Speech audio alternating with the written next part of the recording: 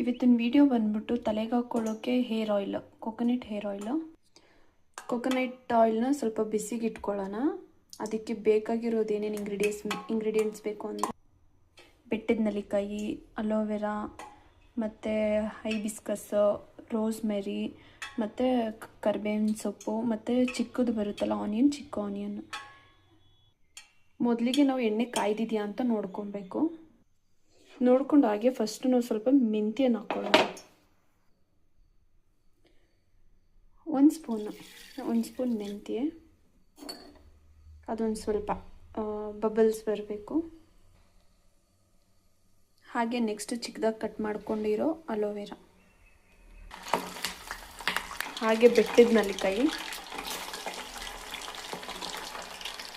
ಹಾಗೆ ಹೈಬಿಸ್ಕಸ್ಸು, ಈರುಳ್ಳಿ, ರೋಸ್ಮೆರಿ ಮತ್ತು ಕರಿಬೇವಿನ ಸೊಪ್ಪು ಸ್ವಲ್ಪ ಚೆನ್ನಾಗಿ ಫ್ರೈ ಆಗಲಿ. ಹಾಕಿ ಕೈ ಆಡಬೇಕು ಒಂದು 2 ಮಿನಿಟ್ಸ್. ಪಟ ಪಟ ಅಂತ ಅನ್ನುತ್ತೆ, ಸಿಡಿಯುತ್ತೆ. ಮತ್ತು ಅದನ್ನು ನೀಟಾಗಿ ನೋಡ್ಕೊಬೇಕು. ಒಳ್ಳೆ ಫ್ಲೇವರ್ ಬರುತ್ತೆ, ಸೂಪರಾಗಿರುತ್ತೆ. ತಲೆಗೆ ಹಾಕ್ಕೊಂಡ್ರೆ ಹೇರ್ ಫಾಲ್ ಆಗೋಲ್ಲ, ಮತ್ತು ಡ್ಯಾಂಡ್ರಫ್ ಆಗೋಲ್ಲ, ಮತ್ತು ಹೇರ್ ಇಲ್ಲದೆ ಇರೋ ಜಾಗದಲ್ಲಿ ಬೇಬಿ ಹೇರ್ಸ್ ಬರುತ್ತೆ, ಹೇರ್ ಗ್ರೋತ್ ಆಗುತ್ತೆ. ರೋಸ್ಮೆರಿ ಇರೋದ್ರಿಂದ ತುಂಬ ರಿಸಲ್ಟ್ ಸಿಗುತ್ತೆ ರೋಸ್ಮೆರಿ ಇರೋದ್ರಿಂದ, ಮತ್ತು ಹೈಬಿಸ್ಕಸ್ ಇರೋದ್ರಿಂದ. ನೆಕ್ಸ್ಟು ಬೆಟ್ಟದ ನೆಲ್ಲಿಕಾಯಿ, ನಿಮ್ಗೆ ಹೇಳಲೇಬೇಕಾ? ಬೆಟ್ಟದ ನೆಲ್ಲಿಕಾಯಿ ಅಂದರೆ ಸಖತ್ ಯೂಸ್ಫುಲ್ ಆ್ಯಕ್ಚುಲಿ ಹೇರ್ ಗ್ರೋತಿಗೆ ಮತ್ತು ಮಾಯ್ಶ್ಚರೈಸರ್ಗೆ ಸಖತ್ ಯೂಸ್ಫುಲ್ ಆಗುತ್ತೆ.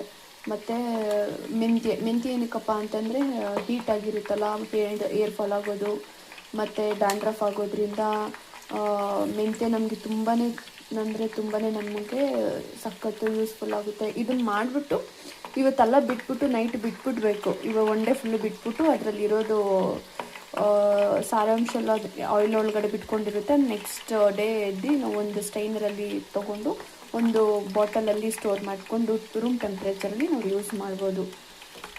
ತುಂಬ ಚೆನ್ನಾಗಿರುತ್ತೆ, ಒಳ್ಳೆ ರಿಸಲ್ಟ್ ಸಿಗುತ್ತೆ. ನೀವು ಒಂದು ಸತಿ ಟ್ರೈ ಮಾಡಿ, ಆಮೇಲೆ ನೀವೇ ನನಗೆ ಹೇಳ್ತೀರಾ ಹೇಗೆ ಅಂತ.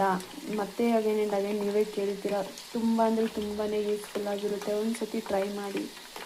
ಮತ್ತು ಇದಕ್ಕೆ ಸಖತ್ತು ಡ್ಯಾಂಡ್ರಫು ಮತ್ತು ಸಖತ್ತು ಹೇರ್ ಇಚ್ಚಿಂಗಲ್ಲಿ ಆಗ್ತಾಯಿದೆ ಅಂದರೆ ಬೇವಿನ ಸೊಪ್ಪು ಕೂಡ ನಾವು ಆ್ಯಡ್ ಮಾಡ್ಕೋಬೋದು ಬೇಕು ಅಂದರೆ, ಇಲ್ಲಾಂದರೆ ಅದರ್ವೈಸ್ ಸ್ಕಿಪ್ ಮಾಡ್ಬೋದು. ನಾನು